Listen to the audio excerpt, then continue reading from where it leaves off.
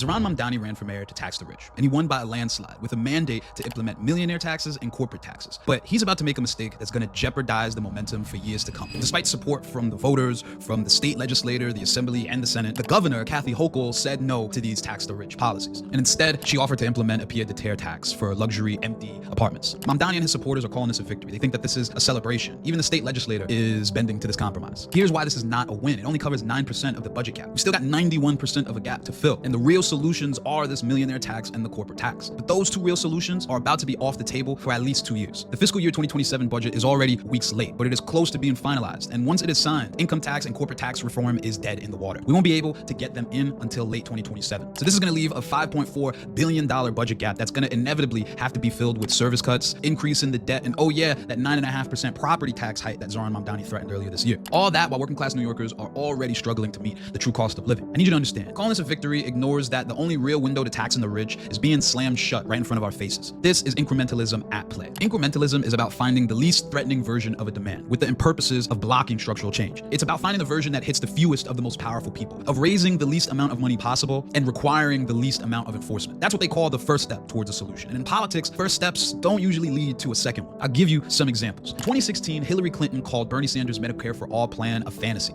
a pipe dream, and that the real, logical, reasonable answer was to expand the Affordable Care Act. Well, what happened in 2016? Well, Donald Trump won off of a bigger pipe dream. Then he won again on an even bigger pipe dream. Then they nearly repealed the Affordable Care Act. And now today, thanks to the One Big Beautiful Bill Act, healthcare in America is as unaffordable as it's ever been. We're talking over 26 million people struggling to get coverage. In 2009, Barack Obama had a supermajority and a mandate to increase card checks so it's easier to join unions. What happened? Union protections died in the committee, and that second step never happened. And where we land today are the lowest memberships to unions that the labor force has ever seen. In April 1963, in a Birmingham jail, Martin Luther King said that the greatest obstacle to liberation wasn't the Klan, it was actually white moderates. And their advice to the marginalized, to the struggling, that they need to wait for a more convenient season for their large, sweeping changes and structural reforms. When you're struggling, when you're marginalized, everything becomes urgent. And in politics, urgency is finite. You see, when you're in crisis, that generates pressure for change. But when you address the crises even by 9%, that is enough to take away the pressure, move people's attentions to other places. The coalition disperses, momentum is lost, and the real policy that we were actually trying to get to never is enacted. And all rich people had to do to block out the structural change was to run out the clock. Rest assured, this pied-à-terre tax does just that. Kathy Hochul gave Zoran Mamdani a $500 million tax revenue at most to cover up and to kill a $5.4 billion conversation. Now, this isn't a story about incompetence or whether Zoran Mamdani is a sellout. It's about attacking a theory of politics, that everything needs to be a negotiation and compromise, that half a loaf is better than none at all. But the track record is clear. We didn't get Medicare for all, and we didn't get a public option for the Affordable Care Act either. Sounds like when you think you're getting half a loaf, you actually get half a crumb, which is not very different from having nothing at all in the first place. So the question isn't whether this new tax is good, it's aight. The question is whether Zoran Mamdani has a plan to make this first step a second step, and if we're gonna get there anytime soon.